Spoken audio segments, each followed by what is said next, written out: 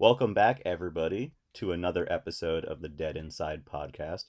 My name is CMM or Clay, and today with me I have a few lovely people. First off, we have Evan.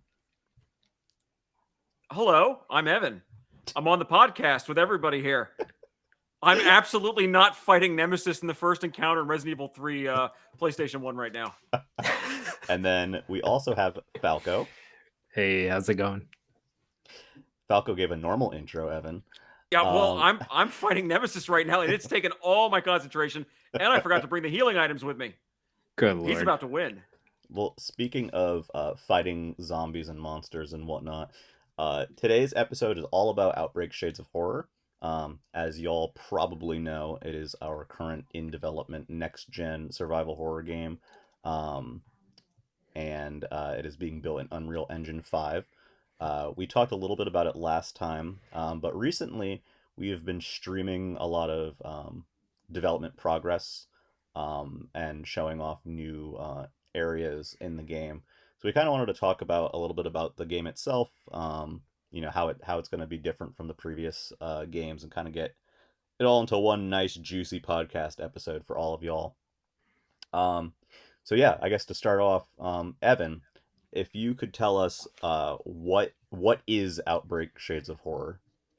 So, Outbreak Shades of Horror is an online co-op multiplayer survival horror game modeled after the greats like Resident Evil Outbreak and Silent Hill. It's a game where you and a group of survivors pick from a wide cast of characters and fight your way out of Cypress Ridge, a city trapped in the year 1999 as a viral epidemic is rolling across it. You start off in a bar enjoying your evening and end it not in a bar, not enjoying your evening, as you blast zombies apart with shotguns and machine guns, and you lose repeatedly to Nemesis in this game.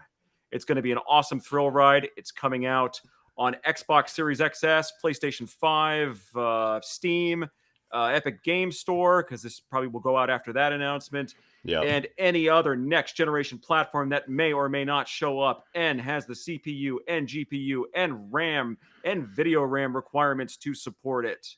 You already All of did, Outbreak that, Shades of Horror.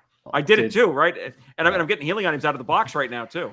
all of that was very accurate except for Nemesis. Ignore it. Shit, We there's do no not Nemesis in the game. we don't have Nemesis in Shades of Horror. Fire wordy. Fuck. That cue card did not work. Sorry. Oh man. All right, so yeah, Nemesis is not in the game. That sucks. Correct. Nemesis is awesome. Oh shit, there's dogs in this room, and I just went for the beer. Nice. Continue. Um, Fuck, I almost died Way there. to go. So we've mostly been showing stuff from Scenario 1 recently on stream. And the maps in this game are generally much larger. I think we've been pretty clear and careful to specify, this game is not an open world game, but the maps are larger and there are multiple paths and solutions to each of the areas that you find yourself in each scenario. So like Evan said so far, the intro tutorial area is the bar, and then you find yourself on the streets of Cypress Ridge, and you go through a lot of different unique areas. And again, this is all just the first scenario. So most recently on stream, we showed off a couple of new areas. One of them was a police station. The Cypress Ridge police station has seen better days, shall we say. That's And putting it mildly. yeah, and Evan, something that we talked about that I thought was interesting, from a design standpoint is, your way of kind of building out these sort of environments and the thinking that goes into that. Can you talk a little bit about that here? Of course I can. Yeah, so we talked about this a little bit on the second to last stream. I'm trying to remember where I am currently in time. And I've talked about this a lot in the past, so I'm very careful to make sure my answers are consistent so that I don't get exposed as a fraud here. But the way that I approach designing areas is that I think about kind of like what needs to be in it that would be in like real life. So, like we're talking about like a police station, I think in this case. So I think about like what's in a police station? Well, there's desks, there's computers, there's walls, there's bathrooms, all that great stuff. Um, and then I try to just think about like kind of a layout that has all the core stuff in there. And I didn't die there. So and basically fit all that in. And then what I always like to do after I think about like the core stuff that needs to be in an area is I think about like what if somebody who was slightly incompetent then put the place together. because one of the big design decisions I have, or one of the big design philosophies I have with how we build levels in the Outbreak series, is that things are typically not like maliciously done, because like it's really hard to write compelling maliciousness in a game or design things to feel like somebody who was like evil and made some bad decisions here to hurt other people, but it like makes sense of the story. Like that's really fucking hard. But Right. what's really easy is thinking that somebody probably got into a job that they shouldn't have been doing, and then decided to plan out how to build a building. And those little like problems with it, where like maybe a bathroom is half finished, or maybe it doesn't have like the stall set up in the optimal place like a normal person would have in a bathroom, or maybe like the desk setups or like the library in the police station or something is like kind of in a weird place where it looks like it was kind of repurposed, because when they planned out the building, it was just really not thought out at the time. Um, and I find that that helps make areas feel very realistic, because, like in real life, stuff's not perfect. Right. Um, Yeah. and one of the things that we think about in our games, because obviously it's zombies, is okay. Well, obviously, having flesh-eating monsters running around is a problem, and that's gonna even in like a perfectly built area, you have somebody trying to, or 100 things trying to eat you and running after you. It's gonna be pretty bad. But it's when the area is then built incompetently, and then it's not built to withstand like a natural like disaster or something like a zombie apocalypse or something. That's when it becomes interesting, because now all this stuff that like during the day where like a room is poorly lit because they didn't think about the lighting for it properly, yeah, you can kind of get around it. You can bring in a lamp, or maybe it's sunny out so like a light comes in through a window. But then you add the zombies on it, it just compounds the problem. And then that's how you kind of create a compelling environment that makes sense, that like, and it like explains why everything went to shit, Right. because people were covering for problems during a normal day, and then the second you can't cover for the problems, then it all spirals out of control, and then suddenly everybody's dead on the floor and is getting eaten by zombies, because like a door is locked that shouldn't be locked, or like a window's jammed, or a desk is in the middle of the room and somebody trips over it. And we showed in when we walked through the police station in a previous stream, was like that they had construction happening in there as well, and like the construction was very poorly planned out. There were like tarps up blocking passages and stuff like that, and it kind of then explains to you like, oh yeah, people couldn't get out of here, and the zombies were successful because it's just a mess. And that's my guide to level design, and you can see that everywhere in every single Outbreak game. Well, Yeah. Evan, two things kind of stood out to me though. In that, I think it was two streams ago, you were talking about the wall sconces, the light sconces in the Yeah. police station, and it was Mm. like someone clearly did not know lighting at all, and they designed this for when it's daylit most of the time, and every Yep. staff member would be leaving the police station at 5 o'clock.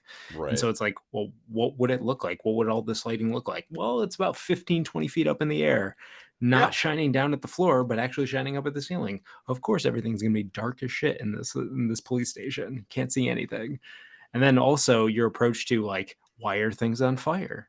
Oh, well, this fire is actually behind a fence right now, but there's also a water sprinkler system that's rotted over the last 20 days because of a leak, and that's dropping down on the fire. So it's actually kind of mitigating it, but it's still also burning because of the live, like what gas pipe or whatever that was in the floor Yeah. below. So it's Right. like stuff like that.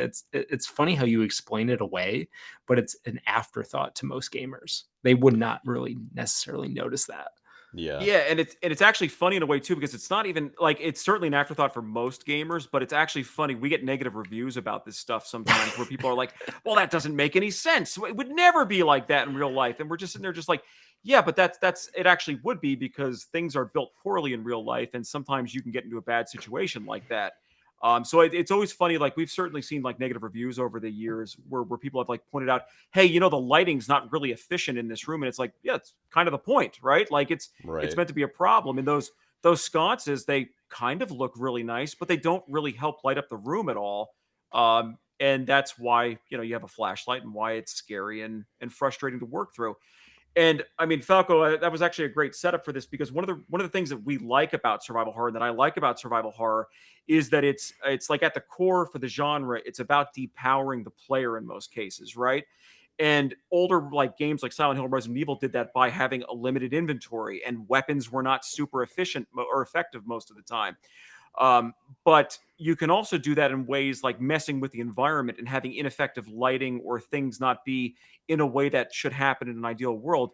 And it's always funny that when I see like we've gotten like negative Steam reviews over this stuff before in the past, and I'm always kind of laughing a little bit when I'm reading those because it's kind of like, well, okay, the game actually did what I set it out to do, and it's almost a little amusing to me in the sense that I got that person really mad over a situation based on like lighting or something, and I'm like, great, I know that you actually experienced the game the way that I wanted it to be experienced, and that was satisfying in the past. And some people did get that, and obviously we have a firm community built around concepts like that. Right. But it's also why with Shades of Horror we're thinking about it more as a mainstream title, and we're trying to still have moments like that fit into depowering the player, but also giving you more like player agency, which is why we have more modern controls, why the Hmm. graphics and the gameplay systems are a little more modern, because it's for folks who love the old games. It is a compelling thing that you don't see in new games, but we also do want to also not alienate other players as well, and that's a very mindful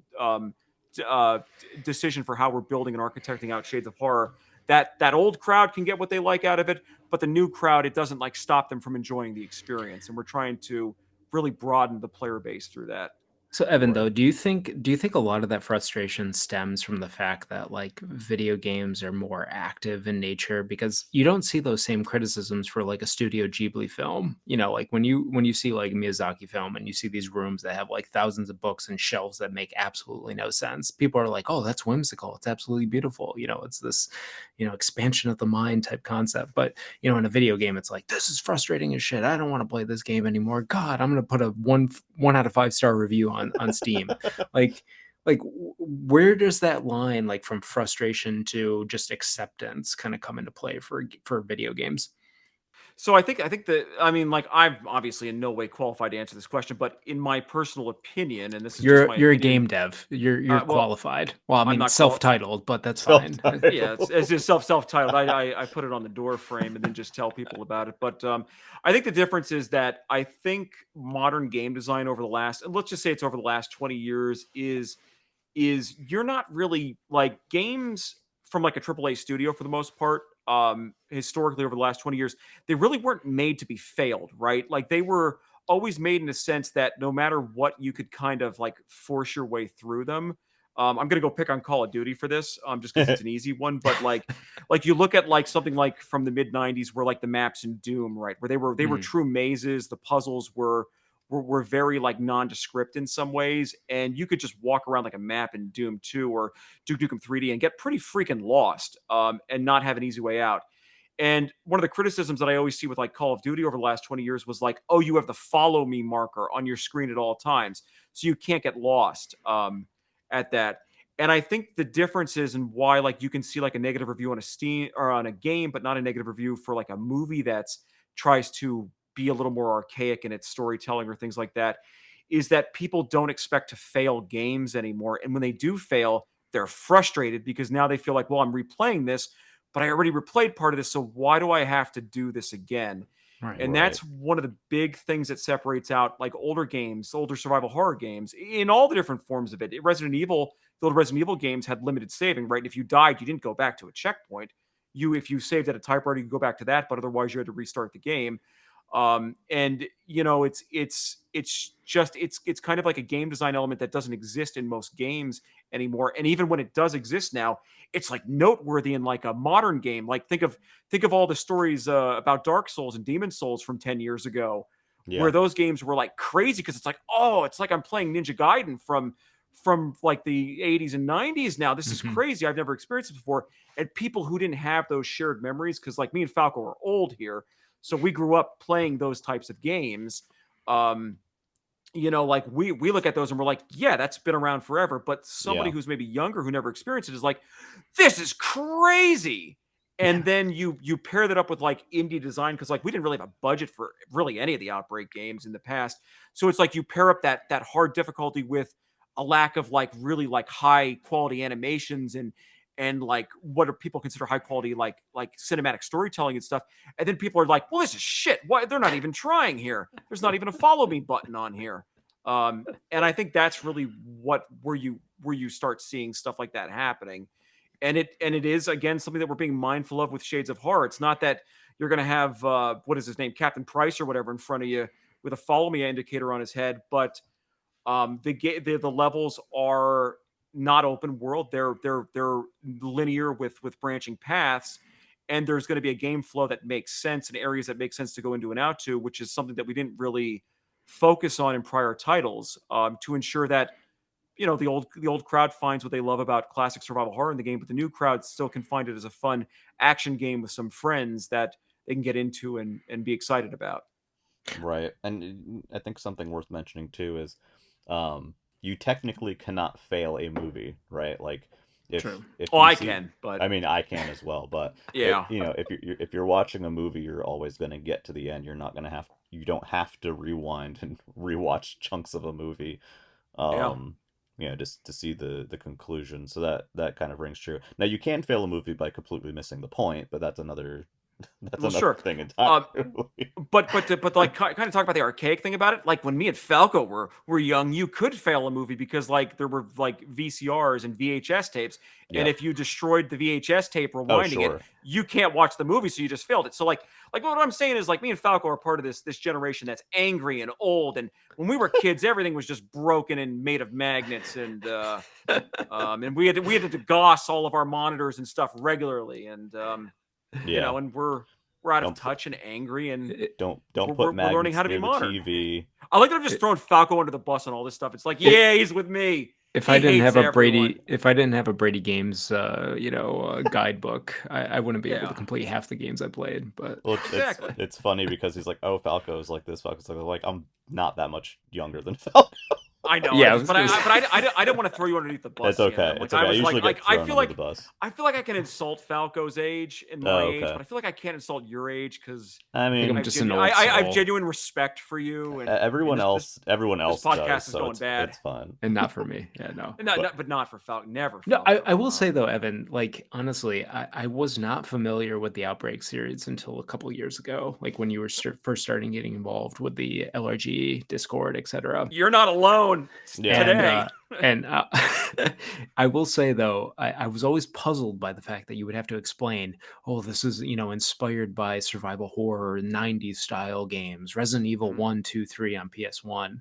And I didn't understand why until I played my first Outbreak game, and I'm like, oh God, if you set the wrong expectation that you're going into an Outbreak game thinking you're going to be playing like Halo 3, Call of Duty, etc., you're going to be having a bad time, a Yeah. yeah, horrible time. And and Eh, and just to further complicate CMM's life by not allowing him to release this podcast before the Epic Game Store stuff goes up, we actually have a descriptor on all of the Epic Game Store pages that are going up, with the exception of Shades of Horror, because that's a modern game where we're mindful of this now. But like for the legacy games, there's a kind of at the top of the store page, it says beware. And it basically is a paragraph explaining what the game is and why it is that way.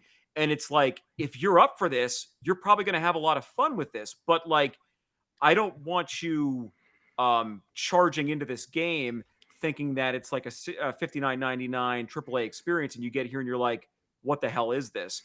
And it's probably something we're going to over time start rolling out to a lot of the legacy Outbreak game store pages as well, because part of the reason why it's been difficult to market these games is even with like professional game reviewers and stuff, we can't get them to understand what the goal was for the game. Like we've literally had professional game reviewers look at the game and it's like, but I don't understand why it's not like Call of Duty and why Captain Price isn't there with a big follow me icon on his head. It's like, what are you doing? Like, why are you even making this? And it's like, and a lot of the feedback that we got from like professional people in the game industry over the last couple of years was always like, make the game more like Call of Duty. And my response to that is, the second that I do that, the games have literally no reason to exist yeah, because there's no excitement for a mediocre take on Call of Duty.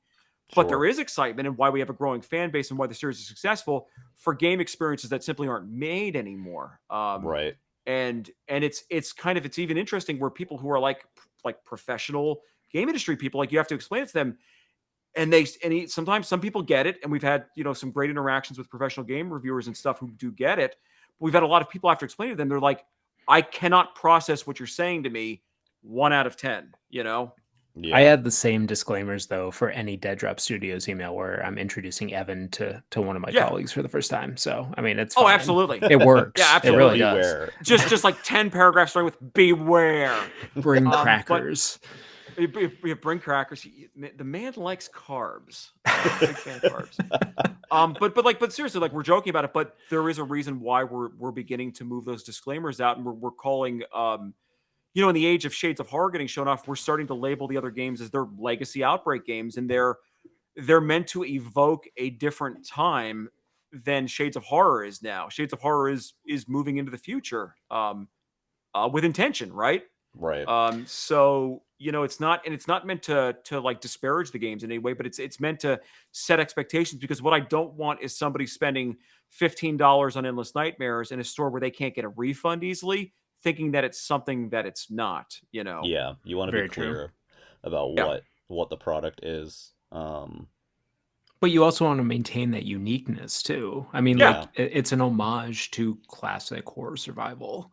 So I think it's a great idea. Definitely adding those disclaimers, seeing the screenshots, understanding kind of the controls and how much variability that you have. I mean, you've added so much customization to some of those control features. You want tank controls? Sure. If you want modern shooter controls, okay. Yeah. You've been working yeah, through that with the community, and it's yeah. obvious seeing it day to day, but for folks that aren't as familiar, I mean, you have that passion for customizing the game how much you want to an extent.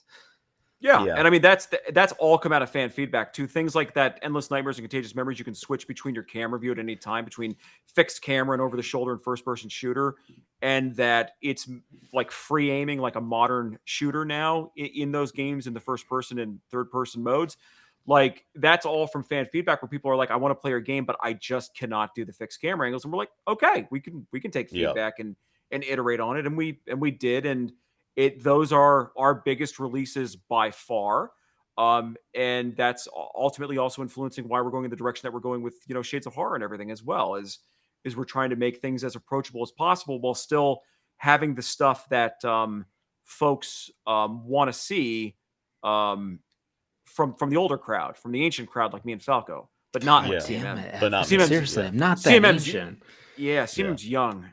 I don't Yeah. know, I'm man. I'm young. Falco's old. You've heard it here. Falco, I want you See, to see walk it. down. I want you to walk down a street, Falco, and ask how many people played Ninja Gaiden on the NES, and Come then I on and though, then I but and then I you, just you want you to think about it. you got Clay watching Days of Our Lives. I mean, come Yeah, it's on. true. Yeah, but Days of Our Who's the Lives is old soul awesome. here? Who's the That's old? Yeah, true. well, that's But true. Ninja That's Gaiden's true. awesome. Ninja Let's It be Gaiden's is, real. the bomb. but you want to Yeah, smash the damn controller. Like I like the game, and I still want to smash the controller. Oh, of Like sure. course, of course. yeah, Yeah, it's a testament to how much patience you may or may not have. But bringing it back to Shades of Horror a little bit, that sort of degree of the degree of customization and options brings, it's something that we have in Shades of Horror as well. Like we've spent part of some streams just kind of going through different like graphic and control and different options. So we definitely want people to be able to play the game, how they want to play it and in the way that's most comfortable um, for them, and still be able to get a fun experience out of the game. Um, so I think that is really exciting. I would say, I know this is like sometimes people hear this word and like freak out for some reason, but I do genuinely believe that Shades of Horror is sort of a more accessible take on a lot of the concepts that have existed in other Outbreak games so far, and without diluting them, to the point that they're not recognizable, right? yeah, I agree. And I'll tell you what I hate. I hate the fans, and I'll tell you why I hate the God, fans here of we our go. games. Is because like what really pisses me off, and I sit in just rage about this in like alone in a dark room, is when the fans make a suggestion to one of my games, and I'm like, it's not old school. I don't like that. And then I implement the suggestion, and then it becomes my preferred way to play. And I got to tell you, just the amount of inner rage I feel from that. And I'll tell you where that happened recently in Shades of Horror. Originally, when we were showing off the game, the guns had laser sights, right? It was always a laser sight to aim the gun because we like laser sights from classic survival horror games. Hmm. And people were like, put in a crosshair, and I'm like, nah, but the laser sight makes it unique. And they're like, put in damn crosshair, and I'm like, yeah. And then after like a couple months, people were just spamming me, going, put in a fucking crosshair or else. And I finally put it in, and after I put it in, I only play the game with the crosshair now. Ooh, And if you've watched the recent streams, I always have the crosshair on I've because noticed. it's more enjoyable to play as. And I got to tell you, that's why I hate the fans more than anything in the world. I can't wait to see Uh, that special thanks in the credits for Shades of Yeah, yeah. Horror. The Oh man, I'll fans, tell you. fuck you, but thank you. Yeah. yeah. God. Well, it's in any sort of development environment, or when you're creating a product, um, thoughtfully incorporating feedback, or considering perspectives of players who may play the game differently than you would, or obviously don't have, they're not part of the team, so it's not like they're building it themselves. Like an outside perspective is very helpful.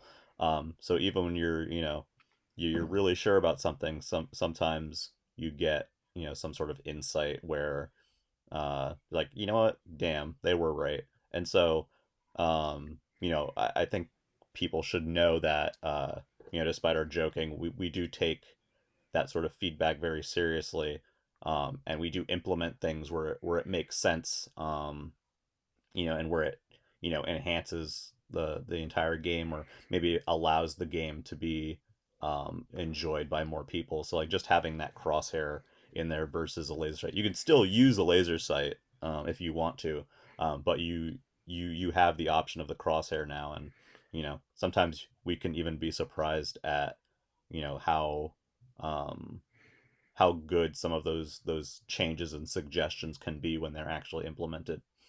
Clay, um do you think that that's a little bit more force, and Evan, for you as well? Being a solo like indie dev, you don't really have an internal team to kind of bounce some ideas off. So you're really dependent on the community for some of that feedback. I mean, do you think it's a sure. blessing and a curse? How do you handle it compared to maybe a AAA studio? It's a blessing and a curse, but it's more of a blessing than a curse. I mean, one of the reasons why we're still in business is that we're able to be flexible as shit about things. Like if something comes up and we need to make a change somewhere, I don't have to like loop it up through like a board of directors or a huge corporation or something Right. to make a change. If we know we have to change something, we can change it that day. And it's not like there's no approval process or somebody's going, what's the budget for that?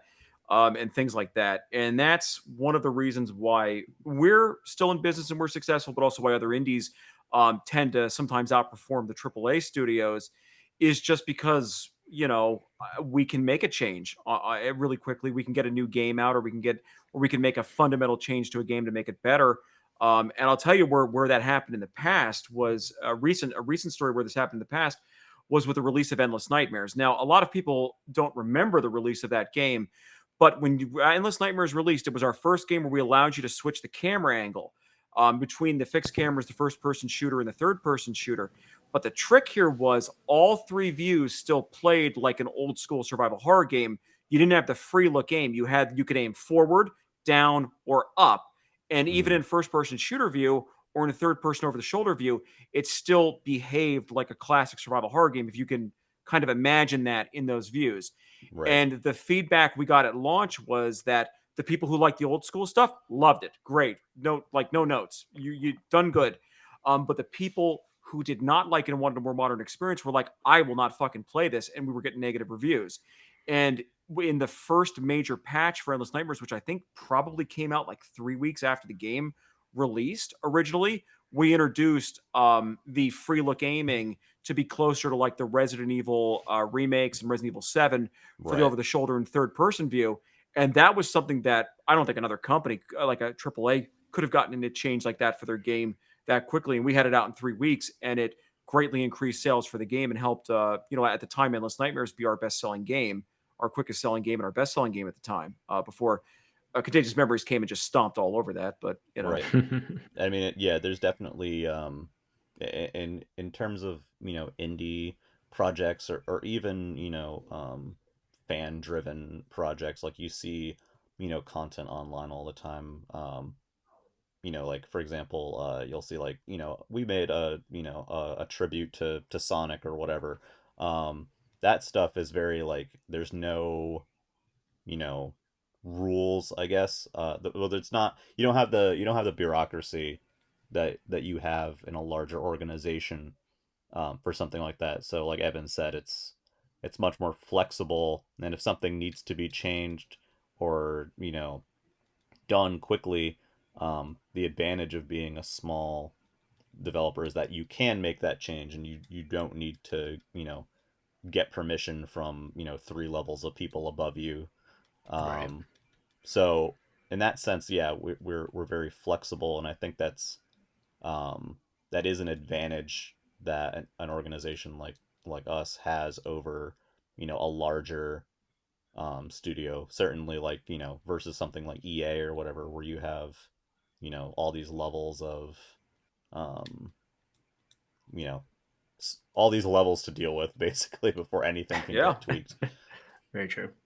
And I guess I know you brought up Contagious Memories just now, so that's our most recently released game in Outbreak, and it's probably, I think, up to that point, I would say, I don't know if this is the best phrasing, but it's probably was the most advanced um, of the games in terms of what was able to be done, and maybe like the scope of it. So obviously now that's our most recently released title, and our next title is Shades of Horror, which is very different. I mean, if someone started playing the Outbreak games and maybe joined by playing Contagious Memories, what what are some of the big differences between that game and this game? I know there's a lot, but how would you describe them, Evan?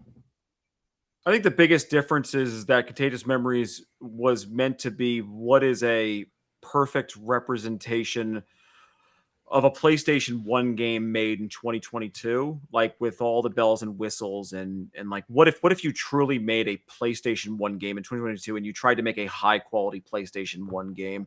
Right. And I think that was still very much a game of that era, obviously, not that like you tried to make what is it, the Medal of Honor PlayStation 1 game back then, because you would just make Call of Duty today for that.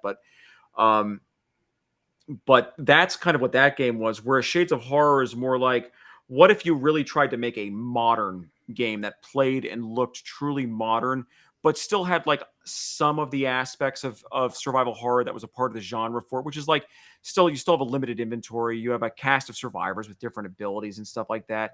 You have kind of a classic survival horror setting and storyline going on there, but it plays truly like a modern experience. It's built to look like a modern experience. It's built to act like a modern experience. And I think that's kind of the biggest difference there. It's not that somebody who enjoys Contagious Memories for it being a PlayStation 1 game wouldn't enjoy Shades of Horror, but it is like our most fundamental break from that legacy series, that legacy game design that we were going for there, because Contagious Memories is kind of almost in some ways like a perfected version of Outbreak: The New Nightmare, right? Hmm. It's all the problems that existed in The New Nightmare were fixed in Contagious Memories. The animations are very high quality. There's a huge variety of enemies.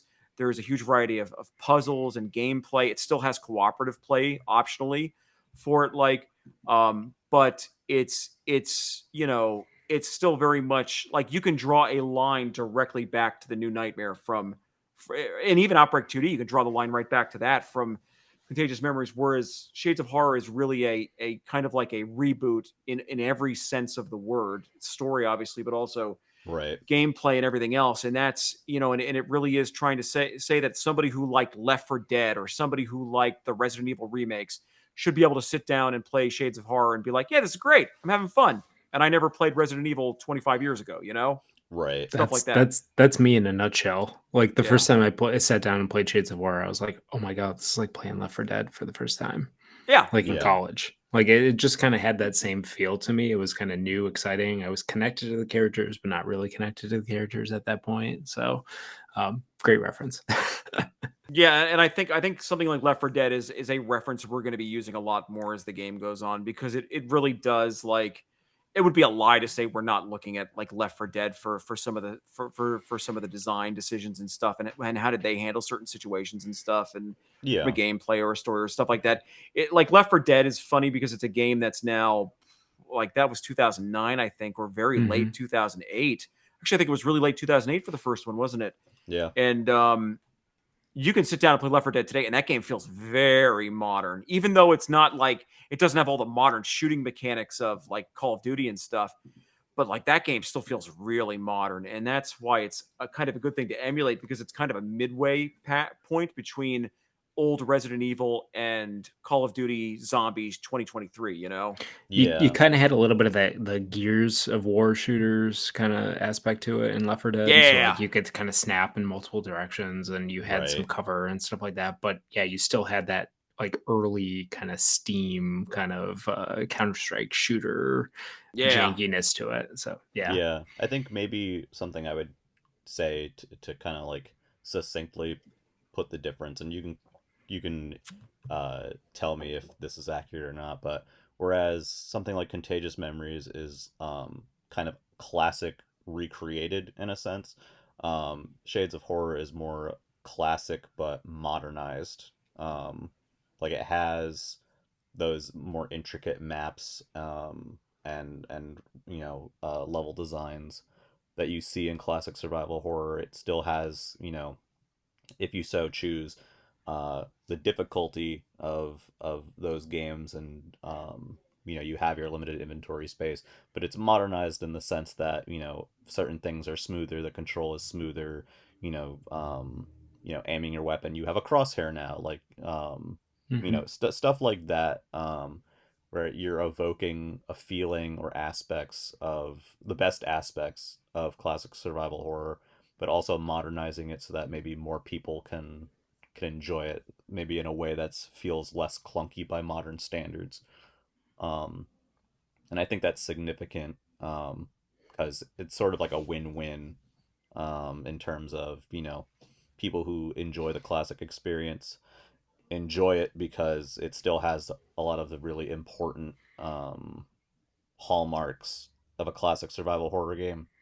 But people who may not be able to enjoy that style, or maybe someone who would just straight up like, the controls are too difficult or whatever compared to modern standards, someone now can play Shades of Horror and be able to kind of see why people enjoyed classic survival horror games, even if they absolutely. themselves can't necessarily play them. I Um, think that's a great summation of it. so we showed the police station last time, which is very interesting because, as you said, it's sort of a place where it's built, but it's built with this, uh, this bit of incompetence that causes all these issues to happen. And so the rather there it being, obviously it's a massive building that you can walk through, but realistically, as with a lot of these maps, they're sort of maze like, and you kind of, you know things are constructed in a way so that it's dangerous, and it's not like you just have an open field and it's zombie hunting season. um and I know we were talking about like landmarks of the city, and like in each scenario, like each area has like certain landmarks that are notable. So that chunk had the police station. I know there was another version another area that has the park.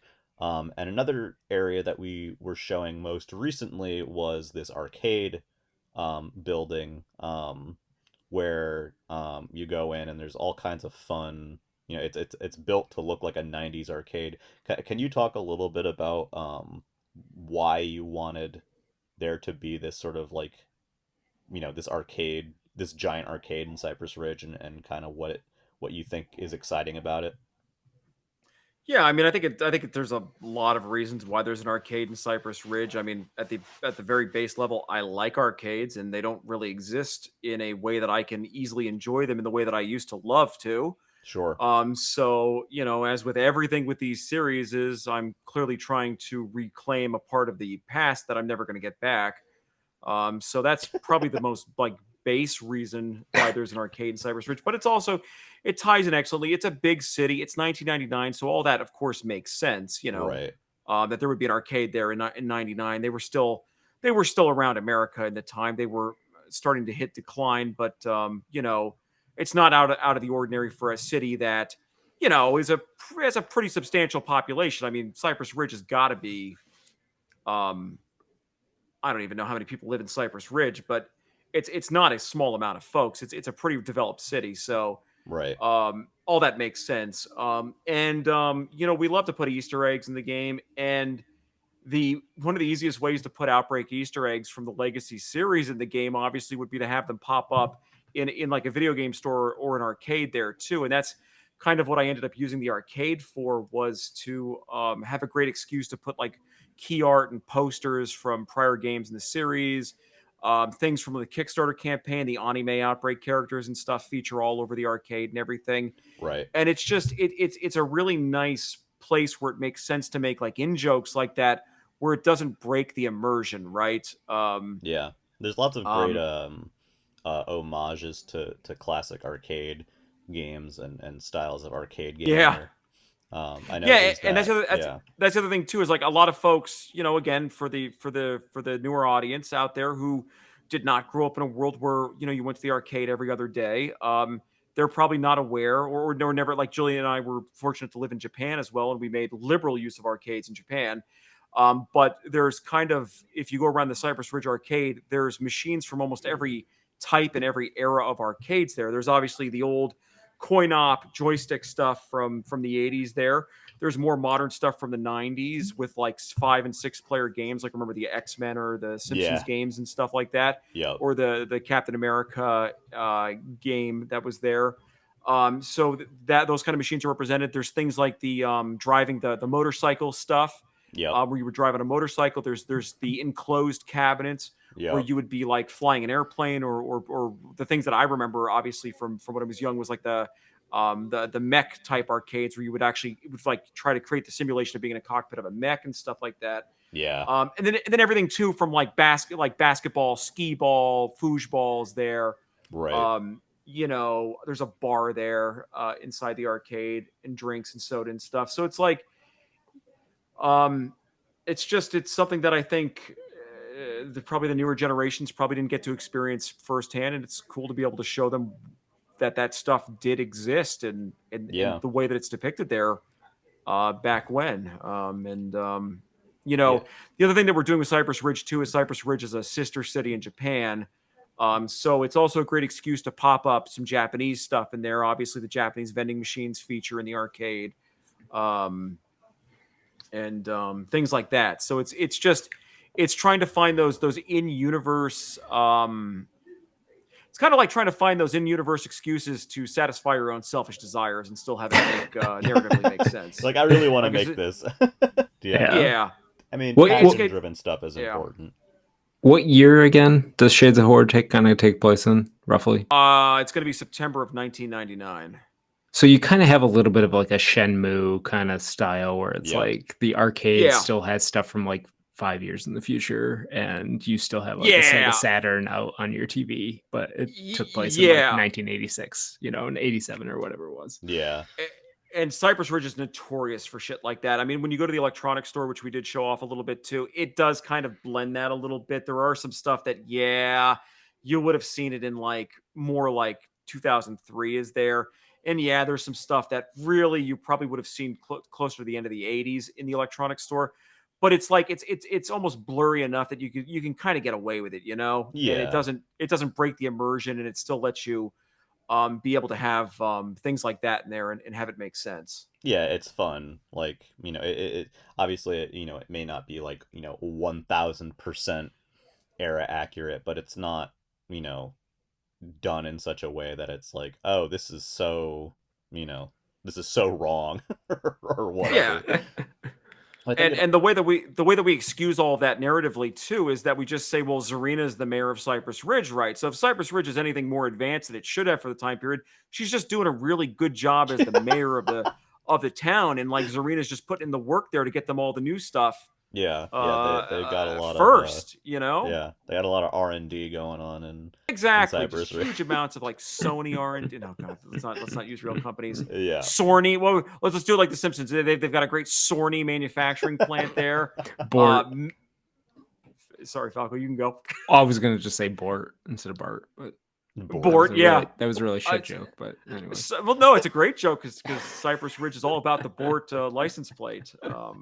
It's hugely important to them. But it is like, with these different landmarks, as I've been calling them, like the arcade or the electronic shop or the park or the police station. We kind of talked about how the areas and places that you go in Shades of Horror are very diverse, and it's sort of the streets of Cypress Ridge are sort of the connective tissue, um, between some of these larger landmarks, but each area has its very own, specific look and lighting and thought behind it so that it feels very distinct. We don't want you feeling like you're just trudging through the same type of area over and over and over again. Yeah, Um, and that is really a key thing. I think it's worth talking about that briefly here too, because I know we have said yeah, this on previous streams, but it is worth like look, there's no way around it. The game takes place in a city, and you're going to be on the city streets quite a bit.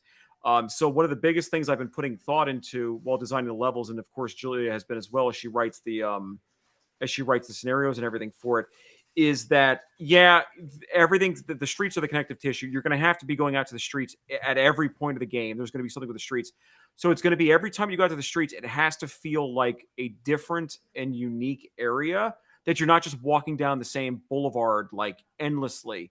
And that's something we've been pointing out a lot in the streams, is trying to show off the areas where the streets are like very, very different as you go down them. And we do that in a lot of ways. We even look at Left 4 Dead.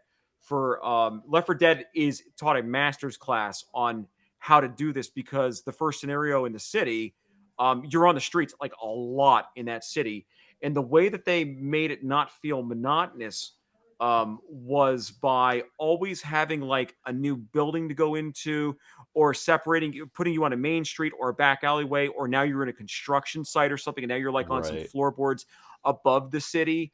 Like it's always just to avoid you just walking down a street with cars in it, separated out with that. And right, then if you have to walk down a street with cars in it, okay, well then it's not a straight street. It's a T juncture or something. And one way, like we showed, one way leads you to the police station, one way leads you to the like the gas station, for example, when you get out of the construction site that we showed off on the one stream. And it's so that the streets are both identifiable as you walk down them, that you don't get lost just walking down an endless looking like street, but it also makes then each piece of the scenario feel unique and different each time. And I do think that we're succeeding in doing that so far, and I think that right. we have a good roadmap and plan for how to do that going forward. Well, I think it's interesting you mentioned Lost there, and there's a difference between fun Lost and just Lost. Yeah, Um, you know, Not fun Lost is everything looks the same, so you have no idea where you're going. Fun Lost is, oh, maybe the map is a bit complex, or there's a maze or certain obstacles strewn throughout there, so you're a little lost on how to proceed, but you're not bored. Is the right. main takeaway. Um, and I think even in the And vertical slice area that we've shown off a lot at this point, that area is a street area, but it has a lot of verticality because of those, the construction and stuff going on, and I think it has a very unique feel compared to, maybe the streets leading up to the police department or wherever. So yeah, yeah, and that's kind of a good point, because if you look at the vertical slice area, and I know it's not helpful for anybody listening to this because you don't have it in front of you to see it. But it's like on that area, the street that you're on there is straight. I mean, there's a lot for you to do. You can jump on cars, you can go high, you can go low. There's a lot of diversity in how you can approach a street. But the main street area there is straight, and it ends at a dead end. And that's something that we do in every aspect of the game, is that eventually, if something's a straight street, it ends at a dead end and it forces you to go left or right or climb or do something else. And that helps separate out areas and keeps them kind of visually identifiable, but it also keeps them like feeling different, in the sense that you know that I have to climb up to leave the main street. So I'm not just like walking to another road that somehow, oh, how did I get here? I had to right. make an effort to literally change the height that I'm at and go through a climbing animation and stuff like that. And that stuff's really, really important as you plan that out. And even like for the vertical slice area, when you leave the main street, you don't go to another street. You're then in the back alleyway. The pavement's different. You're now enclosed in a different way. Mm-hmm. The graphics change. The vehicles that you encounter change. That's also another way to help the player identify different areas as they change, is by making sure that you don't just reuse the same asset on every part of the level. You use Right. this asset in this area, and when you go to a different area, you use a different asset for like a car or a wall or a billboard or just something. And folks will see that certainly if you go back and look at all the streams, all the levels that we showed off. It's never like the same thing that you're even seeing in a street, even if you have to go back down to a street, or maybe now there's a fire in the middle of the street, or there's just something to make it visually identifiable. Right. Yuri, Yes, I, you know what never changes though? But Me knocking on the nudie door there you every go. That's single true. time. Yeah. That's right. But that's why it's in there. It's for you. It's Yeah, because I that mean, I we know. cater to our I love you key too. audience, which is you. I love you too, buddy. but That's the end of beer one talking to you right now. Oh, wait, one? Oh, one. okay. Sorry. Okay. Oops. Yeah, I'm now I'm no like if people remember the me from the Kickstarter, that person is dead. The whiskey Comcast rant infused in 3, rampant. 2, 1. Yeah, exactly. Everybody just pulling the Kickstarter backer stuff. That's not who I backed. Speaking of that, we did want to talk a little bit about the stuff on BackerKit. So if you were generous enough to support us on Kickstarter, well, first off, thank you. And also thank you for supporting us on Patreon as well. That's how you're seeing this. But second, if you haven't yet, or maybe, some of the stuff that we've shown or talked about either today or in some recent streams have you interested in the game, we do have sort of a Slacker backer set up on BackerKit for Outbreak Shades of Horror. That's outbreak.backerkit.com. And in addition to pre-ordering the physical PlayStation 5 version of the game, you can also essentially pre-order the digital versions of the game as well. But there's also some extra, rewards and perks for whatever you pledge. So we have stuff like t-shirts, we have digital collectors editions, we have even in-game stuff, which I think is fun, like you can add your name to a gravestone in Cypress Ridge. There's certain tiers where you can either design an NPC or even become a playable survivor yourself. If this does sound interesting to you, and you'd like to help support development, we are taking those orders there. That is outbreak.backerkit.com. And we do have some stretch goals that we didn't hit during the Kickstarter that all of this sort of goes to. So all of this money is going to the development of the game and to make it, as big and as ambitious and as good as we want it to be. So I know, for example, one of the stretch goals that we are working towards is being able to have cross-platform online multiplayer. I know a more lofty one is for us to be able to create an expansion to Shades of Horror, where you are dealing with dinosaurs instead of zombies, sort of a la Dino Crisis, another well-known and loved survival horror game. So if you're interested in that and you want to help fund the development as well as actually like get stuff for it, you can definitely do that on the outbreak.backerkit.com, and we greatly appreciate that very much. But yeah, so as we kind of wrap up here, we have one more thing that's very important to discuss. The most important segment on the podcast, maybe the only segment on the podcast, truthfully. And that is Dirty Laundry. It's our soap opera segment. Oh God. I love it. Yeah. So I have a fun one for you today. It's brief, but it's very fun. I'll take it. Have you guys watched any of Bold and the Beautiful or Young and the Restless or any of that at all? So I was exposed to it through it being on the TV in my childhood, so I'm tangentially aware of it, but I could not identify any characters or storylines from it. Okay. How about So you, Falco? so Every day. So I think I was a latchkey kid. So pretty much, I think Nice. since like fourth grade on, I would usually get dropped off on the bus, unlock the door, come inside.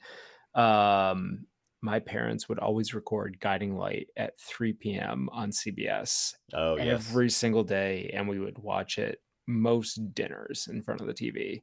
So I watched Guiding Light for about 8 years, I would say total. Okay. Yeah, but that's it. Did you That's get it. to see? Did you get to see Clone Riva?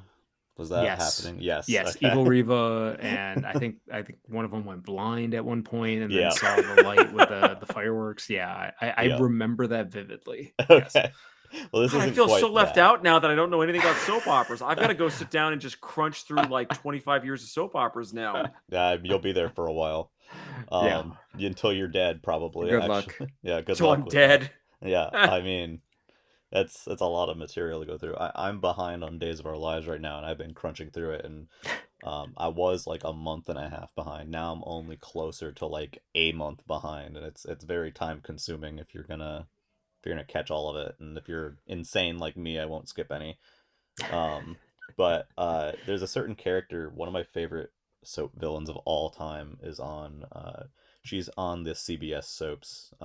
Not sadly not Guiding Light, but Bold and the Beautiful and Young and the Restless, and that is Sheila Carter. She is a psychopath.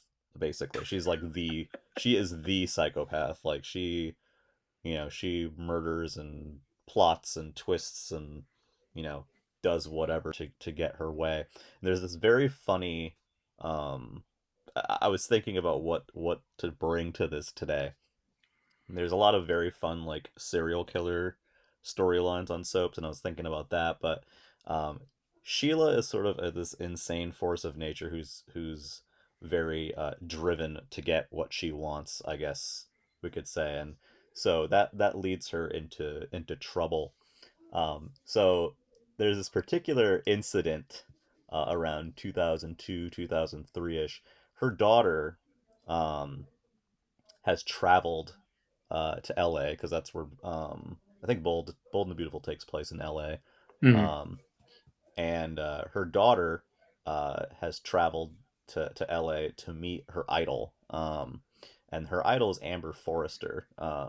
She's married to fashion designer Rick Forrester. Um, and of course, she naturally get this her daughter gets a crush on Rick. Although she's not a homewrecker. She's not planning on acting on it. It's just an innocent crush or whatever. Um, but crazy Sheila convinces her daughter to seduce him because if she is pregnant with his baby, he will never abandon her. Um, Hmm. That's awesome. Saucy. but meanwhile, she meets there's a man named Lance. This is the fun part. She pays off a man named Lance, as part of scheming to get her daughter with Rick. She pays off a man named Lance to drug Amber and take her to bed. So that it looks like you know she cheated on her husband or whatever, to cause marital tension. Um, and eventually, Amber tracks Lance down and begins to question him, and he gets nervous, and so he starts, freaking out, and he starts threatening to tell Amber everything about Sheila's little plot. And that's a mistake. Um, you do not cross Sheila Carter. Um, and in the most amusing, I think, probably one of the most amusing soap opera murders of all time, Sheila decides that she is going to, take out Lance instead of him potentially exposing her. And the way she does this is Lance is allergic to bees. Yes. And there is Good a God. I'm so beehive. into what's about to happen here. There is a beehive outside of Lance's apartment. Yes. And so Sheila makes those bees extremely angry and, collects them in a jar of sorts. Um, and while Lance is sleeping in his apartment, Sheila unleashes the bees in his window and shuts the window. And Lance is murdered by being stung to death by bees. And that problem is resolved. It is extremely funny. That's an awesome way to die, and I really hope if somebody ever murders me, they put that much thought into it. I That's mean, just yeah. Well, he made that the that mistake of saying that, oh, there's a hive near me. I don't like it. I'm allergic to bees. And Sheila's like, aha, now I know what to I do. I like aha. Yeah. I, Well, but it showed she cared because she she did. listened to the things that he was saying, Yep. and that shows that she was really involved in that relationship, because if she didn't care about that guy, she would have just been blowing it off, and then she would have never known how to murder him. So True. Yeah, she probably would have that's came up with true something much love. more boring. Um, Exactly. and I mean, I suppose it's plausible that, in soap opera land, that a beehive that's near the apartment, someone could have smacked it or something, and bees could have come into the apartment through the window and murdered him. It's just, the fault of nature, uh, a natural, unfortunate incident.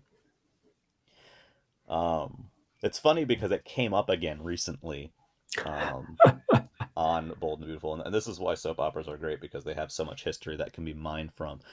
So Sheila's back and causing issues again, as she tends to. Um, and so they're trying to get her to confess to some of her crimes so that she'll get life in prison without, chance of parole. And one of the things that they basically had this whole FBI sting, essentially. And they're trying to record her confessing her crimes. And one of the things coerce her into confessing is that she murdered Lance with a bunch of bees, because, she never paid for that, because it was never, she was never charged, or, you know, she didn't pay for, it's an unsolved murder Yeah. in that universe. So they got her to confess that she killed poor old Lance with bees, um, as a way to get her locked up. But, naturally in soap opera land, things don't always go to plan, and even the FBI can't put Sheila away. I was about to say, like to draw that line, like imagine being like the FBI agent there when somebody gets her to confess that it's like, yeah, I killed him with bees, and it's like, really? Like, Yeah, how? it's like the audience knows that she killed them with bees.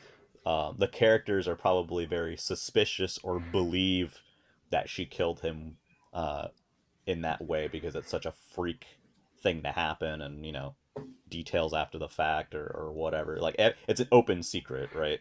But, Right. it can't be proven. So I think it's just funny that gets mined, all these years later. I was like, maybe what, like 20 years ago. Um, that she murdered this guy with bees, and it's playing into current and ongoing, well, it was playing into current and ongoing story now. um and that's why it's Which fun. Like last time when we were talking about like the devil possession thing, and how that Oh, that was was like, so good. yeah, that happened after 25 years, and, ties back to that stuff.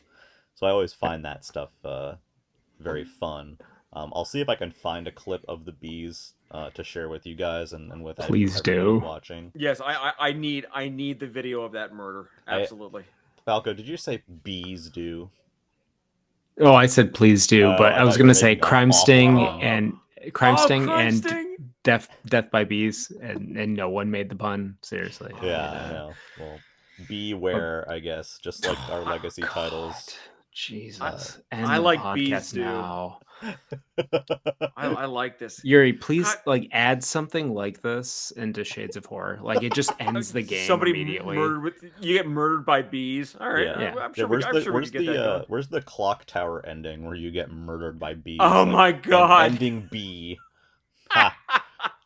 I love Dude, clock tower. but that's why Clock Tower was awesome, because it Yep. had things like that in it, where like you just get like the most ridiculous like death out of nowhere in that Oh game. yeah. Oh, I love it. Like when you go up the elevator and you did something like completely, like, you didn't even know you did wrong, and Scissor Yep. Man just drops down and kills you, and that's like ending H or whatever. Like, well, Yeah. I guess I But guess I'll figure out what happened. Well, but that's why older games were great. Like, I Yeah. mean, the one that I always go back to is like, I pull shit like that, I'm gonna get a negative Steam review. But Sure. the games I like, because I'm old, so like I played things like King's Quest, I right? was And literally gonna say yep, King's Quest. and King's Quest is like the poster child for doing shit like that to you. There's one of my favorite things that can happen to you in King's Quest is you can make a decision like literally 3.5 hours that will soft lock you. When you make the decision, you're fucked. You're soft locked. Yep. But the game lets you play for another 3.5 hours, and then it just drops the sword on your head, and you're Yep. just sitting there, just like, what the fuck, man? It's so mean. Yep. Oh, it's great. It's I very think funny.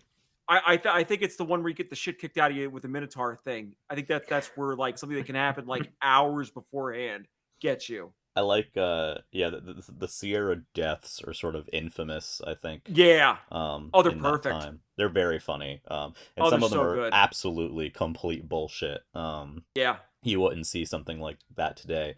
But some of them, I think, taking some of the DNA from that and, having an element of that in modern stuff would spice things up a bit. Not in the sense that, you make a decision 5 minutes into the game and you're punished for it 7 hours later, but, there's all kinds of funny little things that you can do. I think my favorite Sierra death is not even one that's like it's not even like oh, you did this thing stupid, so now you die.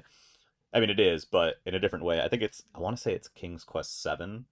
I know it's probably not one of the better regarded ones, but I'm not super familiar with them overall.